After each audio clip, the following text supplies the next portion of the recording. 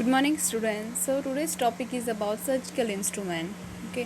तो basically surgical instruments को उनके यूज़ के अकॉर्डिंग 4 कैटेगरीज में डिवाइड किए हैं. ठीक है. जैसे कटिंग और डाइसेक्ट करने के लिए किसी स्किन टिश्यूज़ को अगर हमने कट डाइसेक्ट करना है तो कटिंग एंड डाइसेक्टिंग इंस्ट्रूमेंट्स होते हैं. ठीक है. सेकंड, अगर टिश्यूज़ को क्लैम्प करना है या फिर ब्लड वेसल्स को हमने उनकी ब्लीडिंग्स को रोकना है तो क्लैम्पिंग और ऑक्लूडिंग इंस्ट्रूमेंट्स का यूज़ करेंगे. देन थर्ड है, अगर टिश्यूज़ को हमने रिट्रैक्ट करना है, ठीक है, एक्सपेंड करना है, फैलाना है, एक्सपोज करना है तो रिट्रैक्टिंग एंड एक्सपोजिंग इंस्ट्रूमेंट का यूज़ करेंगे. एंड फोर्थ है ग्रेस्पिंग एंड होल्डिंग. ठीक है, टिश्यूज़ को होल्ड करने के लिए ग्रेस्पिंग और होल्डिंग इंस्ट्रूमेंट्स का यूज़ करते हैं. ठीक है. तो सर्जिकल इंस्ट्रूमेंट्स को उनके यूज़ के अकॉर्डिंग डिवाइड किया है 4 कैटेगरीज में: cutting and dissecting instrument, clamping and ऑक्लूडिंग instrument, retracting and exposing instrument, and last one is grasping and holding instrument. ठीक है. तो first is cutting and dissecting instrument. ठीक है. तो ये कटिंग और जो डाइसेक्टिंग इंस्ट्रूमेंट्स होते हैं, ये बेसिकली इसमें वो सारे इंस्ट्रूमेंट्स आते हैं जिनके एजेस, किनारे जो होते हैं वो क्या होते हैं, शार्प होते हैं, और उनकी टिप्स, ठीक है, इनके टिप्स और इनके जो किनारे होंगे वो काफ़ी शार्प होते हैं. और इससे हम क्या कर सकते हैं, स्किन टिश्यूज़ को और जो भी सूचर वाला जो भी मटेरियल है उसको कट कर सकते हैं. ठीक है. जैसे कि बेसिकली कटिंग और डाइसेक्ट करने के लिए सीज़र का इस्तेमाल होता है. ठीक है. तो सर्जिकल इंस्ट्रूमेंट में बहुत सारे सीज़र्स की कैटेगरीज हैं. तो जैसे एक आयरिस सीज़र होती है. ठीक है, ये एग्जांपल बता रही हूँ मैं. और मायो सीज़र है जैसे, तो इसमें सीज़र्स आती हैं. ठीक है. तो सेकंड है क्लैम्पिंग एंड ऑक्लूडिंग. क्लैम्प करने के लिए, और ऑक्लूडिंग मतलब रोकना. ठीक है. तो इसमें वो सारे सर्जिकल इंस्ट्रूमेंट्स आते हैं जो कि ब्लड वेसल्स को कंप्रेस करते हैं. ठीक है, जिससे उनके अंदर का कंटेंट लीक नहीं होगा, या फिर ब्लड वेसल्स को जो जहाँ पे ऑपरेटिव जो एरिया है जिसमें ऑपरेशन सर्जन ऑपरेशन कर रहा है उसके आसपास वाले टिश्यूज़ को अगर हमने उनके ब्लीडिंग्स को स्टॉप करना है, ठीक है, तो उसके लिए हम क्लैम्पिंग और ऑक्लूडिंग इंस्ट्रूमेंट्स का यूज़ करेंगे. ठीक है. एक एग्जांपल है जैसे ये फिगर में दिख रहा है, क्राइल हीमोस्टैटिक फॉर्सेप्स. ठीक है. अब थर्ड है रिट्रैक्टिंग एंड एक्सपोजिंग. तो इसमें वो सारे सर्जिकल इंस्ट्रूमेंट्स आते हैं जो कि क्या करते हैं, टिश्यूज़ को होल्ड करते हैं बैक और retract organ and tissues so the surgeon has access to the operative area. ठीक है. तो एक स्मॉल स्किन में अगर इंसिजन लगाया जाता है, उसके बाद उसको उस टिश्यूज़ जिस ऑपरेटिव मेन जो ऑपरेटिव एरिया है वहाँ तक पहुँचने के लिए टिश्यूज़ को रिट्रैक्ट करना पड़ता है, मीन्स कि फैलाना पड़ता है. तो उसके लिए हम रिट्रैक्टिंग और एक्सपोजिंग इंस्ट्रूमेंट्स का यूज़ करेंगे. ठीक है. जैसे कि एग्जांपल है इसमें फिगर में दिख रहा है वॉल्कमैन रिट्रैक्टर. ठीक है. लास्ट है grasping and holding instrument. Grasp करना मीन्स पकड़ना, और होल्ड करना. सो ये सारे इंस्ट्रूमेंट्स आते हैं जो कि मेनली टिश्यूज़ को ग्रेस्प करते हैं और ब्लड वेसल्स को ग्रेस्प करते हैं, जिससे कि that may be in the way during a surgical procedure. ठीक है.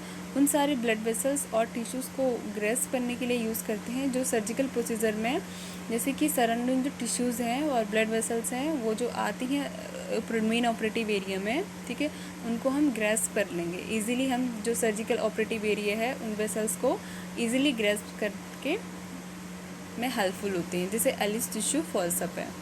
ठीक है.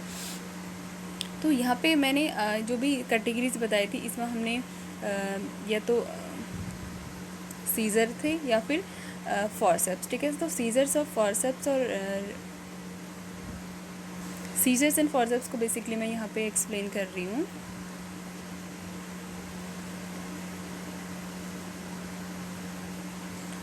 देखो, जैसे ये सर्जिकल इंस्ट्रूमेंट में ये स्कैल्पेल है, आप सभी ने देखी है. ठीक है. स्कैल्पेल मीन्स किसी भी एरिया में स्किन में माइनर सर्जरी है, मेजर सर्जरी है, उसमें पहले इंसिजन किया जाता है, देन रिट्रैक्टर की हेल्प से उसको फैलाया जाता है. तो स्कैल्पेल जो होती है, ये स्कैल्पेल के टाइप्स हैं. ये दो जो स्कैल्पेल दिख रही हैं आपको, ठीक है, जिसको बीपी हैंडल भी बोलते हैं. अभी जो स्कैल्पेल होती है, स्कैल्पेल में इंसिजन कैसे करते हैं, इसकी जो आगे आपको शार्प किला कोना दिख रहा है, ठीक है, शार्प एजेस दिख रही हैं, उसमें ये सर्जिकल ब्लेड्स को अप्लाई किया जाता है. ठीक है. तो सर्जिकल ब्लेड्स साइजेस में आती हैं. ठीक है. इंसिजन के अकॉर्डिंग उसके जिस हमारे जो इंसिजन जिस टाइप का है उसके अकॉर्डिंग ब्लेड्स का यूज़ किया जाता है. सर्जिकल ब्लेड 6, 9, 10, 10A, 11, 12, 15, 16, 26 साइज़ की, 25, 23, इस टाइप से ये साइजेस में आती हैं स्कैल्पेल्स की ब्लेड्स. ठीक है. उसके बाद है सीजर्स, ठीक है। तो सीजर्स मेनली, सीजर किस कैटेगरी में आती है? कटिंग एंड डाइसेक्टिंग इंस्ट्रूमेंट के अंदर आती है, ठीक है। तो कटिंग एंड डाइसेक्टिंग इंस्ट्रूमेंट के अंदर आती है सीज़र। तो सीज़र बेसिकली यहाँ पे ये मायो सीज़र है एंड मेड्जेनबॉम सीज़र है, ठीक है। तो सीज़र के भी दो टाइप हैं, कर्व्ड और स्ट्रेट, ठीक है। तो सीज़र का वर्क आपको पता है कि स्किन जो टिश्यूज़ होती हैं, ठीक है, और जो कनेक्टेड टिश्यूज़ होती हैं बॉडी में, उसको कट करने के यूज़ में आती है, ठीक है। अब यहाँ पे है मायो सीज़र लिखे है।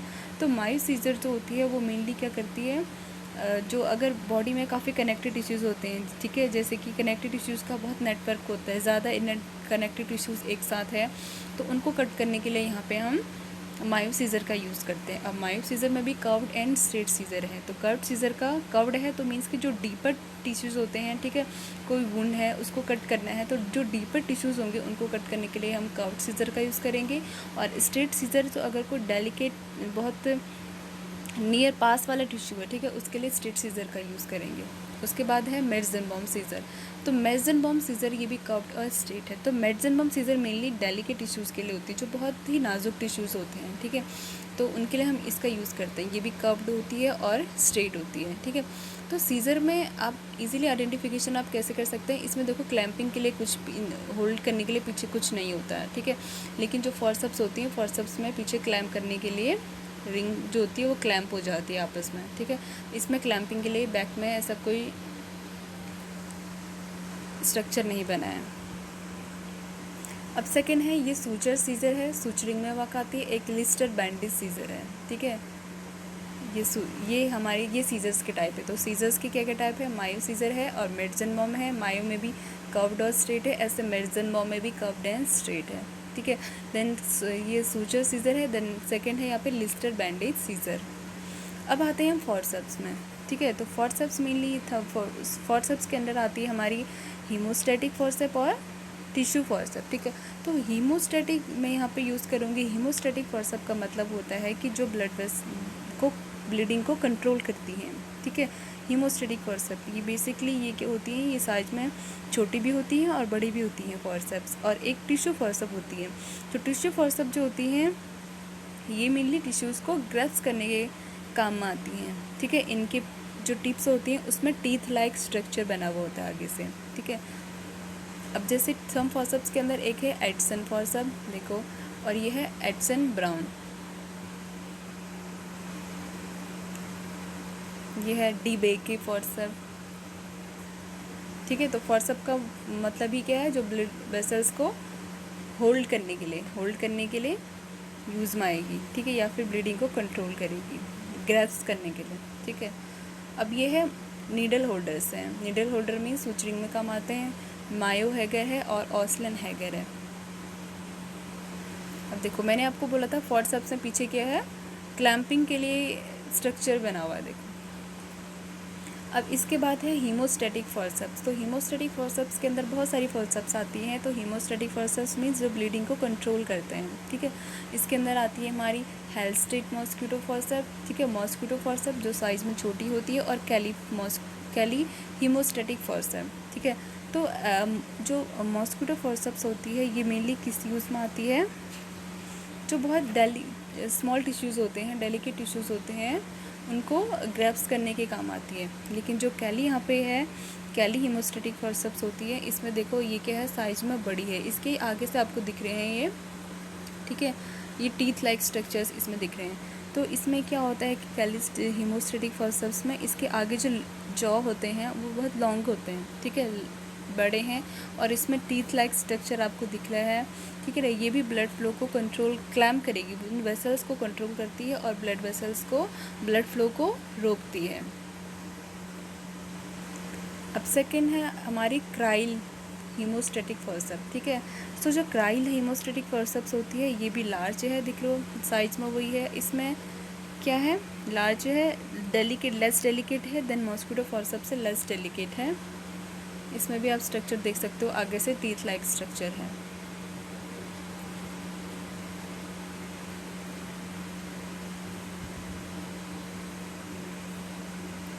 अब यहाँ पे रॉकेस्टर कार्मेल्ट फॉरसेप है, हीमोस्टैटिक फॉरसेप है। इसमें क्या है, इसमें जो आगे जॉस होते हैं इसके आगे वाले, ठीक है, वो लार्ज होते हैं साइज में, साथ में इसमें टीथ लाइक स्ट्रक्चर भी ज़्यादा होता है, और ये भी हम क्या करते हैं जो स्ट्रॉन्ग टिश्यूज़ होते हैं उसमें यूज़ कर सकते हैं ब्लीडिंग को रोकने के लिए, ठीक है। अब हमारी कॉमन फॉर्सअप है Allis tissue forceps and Babcock tissue forceps. अब अभी तक मैं यूज़ कर रही थी हीमोस्टेटिक फॉर्सअप, जो कि वो सारी जिसमें आती थी मॉस्किटो फॉर्सअप, ठीक है। हीमोस्टेटिक फॉर्सअप के अंदर क्या क्या एग्जाम्पल हैं?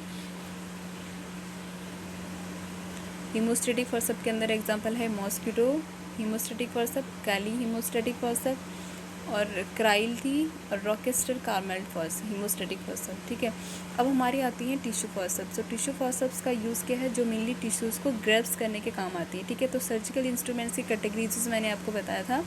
फर्स्ट टाइम मैंने आपको तो कटिंग इंस्ट्रूमेंट, ठीक है। सेकेंड मैंने आपको बताया था क्लैंपिंग एंड ऑकल्डिंग वाले। तो क्लैंपिंग ऑकल्डिंग में मैंने आपको हीमोस्टेटिक वाला एग्जांपल बता दिया है, ठीक है। तो एलिस और बेबकॉक जो भी फॉर्सअप्स होते हैं ये सारे क्लैंपिंग वाले ही इंस्ट्रूमेंट्स होते हैं, ठीक है, जो कि टिश्यूज़ को क्लैम्प करते हैं। अब है एलिस टिश्यू फॉर्सअप, ठीक है।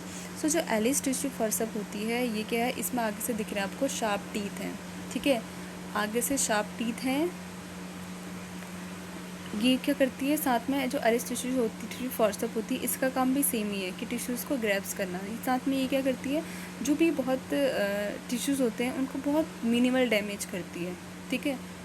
आगे से इस इजीली इसको आइडेंटिफाई कर सकते हैं। टीथ लाइक स्ट्रक्चर तो है, साथ में आगे से एक शार्प टीथ दिख रहे हैं आपको दोनों साइड से, जो कि आपस में मिल रहे हैं, ठीक है। फिर है बेबकॉक फॉर्सअप। तो बेबकॉक फॉर्सअप आपको दिख रहा है।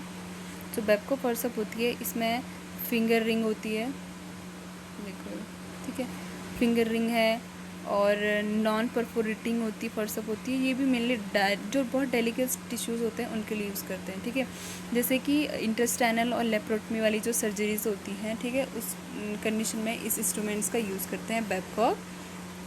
इसमें आगे से टीथ लाइक स्ट्रक्चर न होकर एक शार्प स्ट्रक्चर यहाँ पे बनाया है आगे से, ठीक है, बेबकॉक।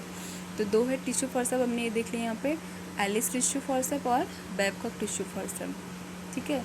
अब उसके बाद है डॉइन टिश्यू फॉर्सअप और वॉल्सेलम, ठीक है। तो जो डॉइन है इसका भी स्ट्रक्चर आपको अलग से दिख रहा है, डॉइन, जिसमें कि आगे से क्या है? शार्प तो है लेकिन टीथ इसमें नहीं है, ठीक है। तो ये नॉन क्रसिंग फॉर्सअप है, ठीक है। कॉमनली ये भी इंटेस्टाइन के लिए इसको यूज़ किया जाता है। जो डेलिकेट स्ट्रक्चर होते हैं बॉडी में उनके लिए इसको यूज़ किया जाता है। फिर है वॉल्सेलम। वॉल्सेलम इसका स्ट्रक्चर अलग ही होता है, ये कर्व्ड होती है थोड़ा आगे से, टीथ तो इसमें भी होते हैं, फॉर्सअप्स में टीथ होते ही हैं आगे से, लेकिन ये क्या है? थोड़ा सा आगे से स्ट्रक्चर इसका कर्व्ड होता है, वॉल्सेलम। सो वॉल्सेलम जो होता है इसमें क्या होता है कि it have hooks at the tip of the each blade, ठीक है, हुक्स जैसे दिख रहे हैं आपको इसमें भी, जैसे एलिस में थे, ऐसे इसमें आगे से क्या है? जो इसके आगे वाला पोर्शन है इसमें एक क्या होता है? हुक्स होते हैं, ठीक है। ये जो आगे से जो ब्लेड्स हुई इसके दोनों ब्लेड्स के टिप में क्या होता है? हुक्स होता है, ठीक है। ये मेनली ऑब्स और गानी वाला इंस्ट्रूमेंट होता है। फिर हमारा एक और फॉर्सअप है एलिगेटर फॉर्सअप, ठीक है। सो एलिगेटर फॉर्सअप जो होता है ये 2 ब्लेडेड इंस्ट्रूमेंट होता है बेसिकली। ये भी क्या करता है? जो टिश्यूज़ को ग्रैब्स करके उन्हें कंप्रेस कर देता है, ठीक है। जैसे कि अगर क्या है, एयर कैनाल से अगर कोई टिश्यूज़ को रिमूव करना है तो उस कंडीशन में एलिगेटर टिश्यू फॉर्सअप का यूज़ करते हैं। इसके बाद आते हैं टावल क्लैम्प्स, ठीक है। अब क्लैम्प्स जो होते हैं को ओटी में ड्यूरिंग सर्जरी के टाइम में क्या होता है कि जो सर्जिकल एरिया है उसके आसपास वाले एरियाज जो सर्जिकल ड्रेपिंग उस एरिया की होती है, ठीक है। जैसे ब्लू शीट दिख रही है आपको, उस एरिया को ये स्ट्राइल यहाँ पे ड्रेप किया है उसको स्ट्राइल शीट से, तो उस एरिया को यहाँ पे क्लैम्प करने के लिए हम टावल क्लिप्स का यूज़ करते हैं, ठीक है। ये जो इंस्ट्रूमेंट आपको दिख रहे हैं ये टावल क्लिप्स हैं, ठीक है। तो टावल क्लिप्स मेनली ये जो स्ट्राइल एरिया होता है ओटी का, ठीक है, जिससे कि इंसिजन के आसपास उसको कवर करने के लिए, उसको होल्ड करने के लिए यूज़ करते हैं, ठीक है। अब टावल क्लिप्स के अंदर ये है जैसे कि बैकहॉर्स टावल क्लिप है, एडिना टावल क्लिप है, ठीक है। तो बैकहॉर्स जो टावल क्लिप होता है, इसका भी वो फंक्शन सेम ही है। जो ड्रेपिंग होती है, ड्रेपिंग मीन्स जो कवरिंग है, ठीक है, सर्जिकल एरिया के आसपास की जो कवरिंग होती है उसको सिक्योर करने के लिए इसका यूज़ करते हैं, ठीक है। जैसे मैंने अभी आपको एक पिक्चर दिखाई थी, उसमें यही था इंस्ट्रूमेंट, ठीक है। स्किन को ड्रेप करने के लिए इसका यूज़ करते हैं, ठीक है, जिससे कि क्या है उस एरिया के आसपास में वो एरिया स्ट्राइल ही रहे और वो शीट उससे हटे ना, ठीक है, उस कंडीशन में इसका यूज़ करते हैं। फिर एक यहाँ पे है एडना, ये नॉन पेनिट्रेटिंग टॉवल क्रीम दिख रहा है आपको, नॉन पेनिट्रेटिंग है। और साथ में इसमें क्या है, अटैच स्ट्रैप टू ड्रेप और इंस्ट्रूमेंट टू ड्रेप्स, ठीक है। जैसे ड्यूरिंग सर्जरी के टाइम में क्या होता है, कुछ सर्जिकल मटेरियल्स होते हैं, जैसे ट्यूबिंग है, ठीक है। जब सर्जरी के बाद में ट्यूबिंग्स अटैच की जाती हैं, जैसे ड्रेनेज होता है, तो जो भी सर्जिकल इंस्ट्रूमेंट्स होता है उनको सिक्योर करे रखता है, ठीक है, उनके प्लेस में। सक्शन, कॉटरी है, इन चीज़ों को सिक्योर करने के काम में आता है। तो अभी तक मैंने आपको जो इंस्ट्रूमेंट बताए वो थे कटिंग इंस्ट्रूमेंट, जिसमें मैंने आपको सीजर्स का बताया, ठीक है। सीजर्स में मायो सीजर थी, मेजरबम सीजर थी। उसके बाद मैंने आपको फॉरसेप्स का बताया, जो टिश्यूज़ को ग्रैब्स करने के काम में आते हैं, जिसमें मैंने आपको एग्जांपल बताया था यहाँ पे फॉरसेप्स का, ठीक है, जिसमें एडिसन फॉरसेप है और यहाँ पे डीबेक फॉरसेप है, ठीक है। मायो, ये तो नीडल होल्डर्स हैं। देन मॉस्किटो फॉरसेप्स थी, हीमोस्टेटिक फॉरसेप थी, और क्राइल हीमोस्टेटिक फॉरसेप थी, रॉकिस्टर कार्मेल्ट हीमोस्टेटिक फॉरसेप थी, ठीक है। फिर टिश्यू फॉरसेप्स थी, हीमोस्टेटिक अलग है उसके अंदर, और टिश्यू फॉरसेप्स के अंदर एलिस हैं और बैबकॉक है, ठीक है। टिश्यू फॉरसेप्स के एक अलग सा आइडेंटिफिकेशन यहाँ पे होता है कि उनकी जो आगे से एजेस होती है उसमें शार्प टीथ होते हैं। डॉइन टिश्यू फॉरसेप है, वर्सेलम है, ठीक है, और एलिगेटर थी। और फिर टावल क्लिप्स मैंने आपको बताया। अब है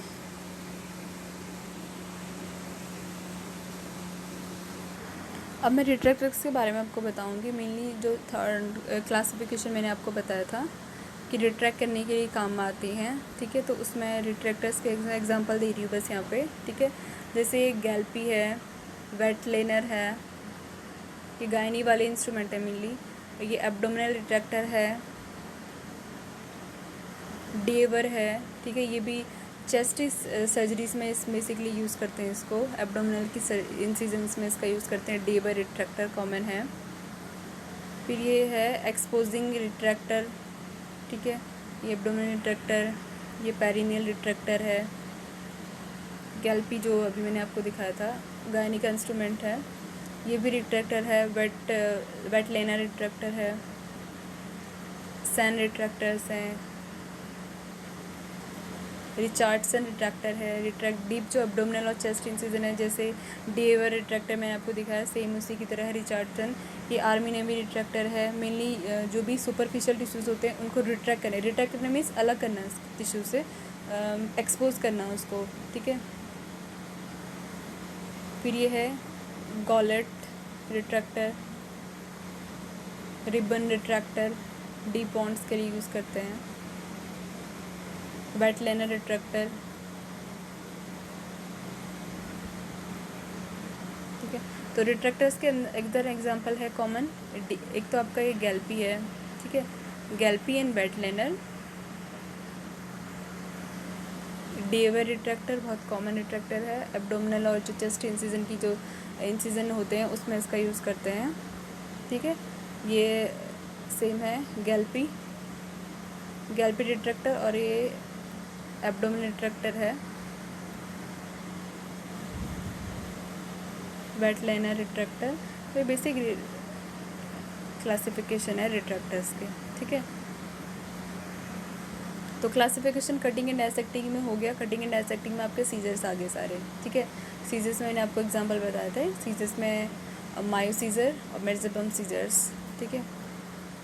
देन क्लैंपिंग और अक्लिडन में आपके हीमोस्टेटिक फॉरसेप और टिश्यू फॉरसेप आ गए, जिसमें हीमोस्टेटिक फॉरसेप में मैंने आपको एग्जांपल बताया था।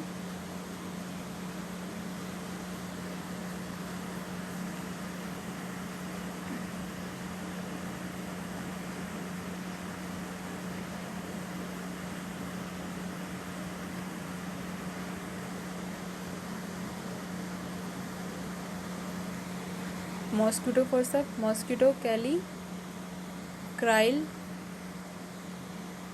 और टिश्यू फोर्सेप्स में एलिस, बैबकॉक, डॉयन और वल्सेलम और एलिगेटर, ठीक है।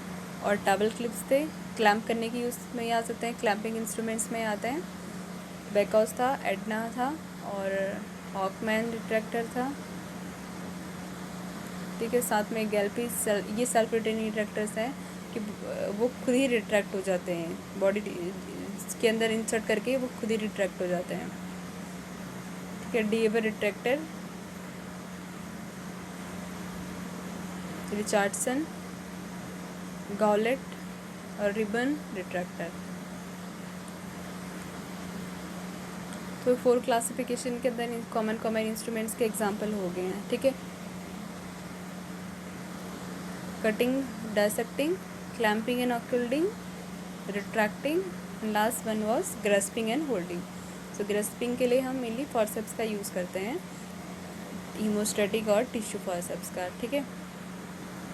रिट्रैक्टर में आपके हो गए रिट्रैक्टिंग इंस्ट्रूमेंट्स, क्लैम्पिंग में हो गए आपके, क्लैम्पिंग में भी हम क्लैम्पिंग के लिए भी फॉर्सेप्स का यूज़ करते हैं, और कटिंग के लिए और डायसेक्ट करने के लिए हम जो मैंने आपको वो बताए थे, थंब फॉर्सेप्स बताई थी और सीजर्स, वो उसमें आते हैं।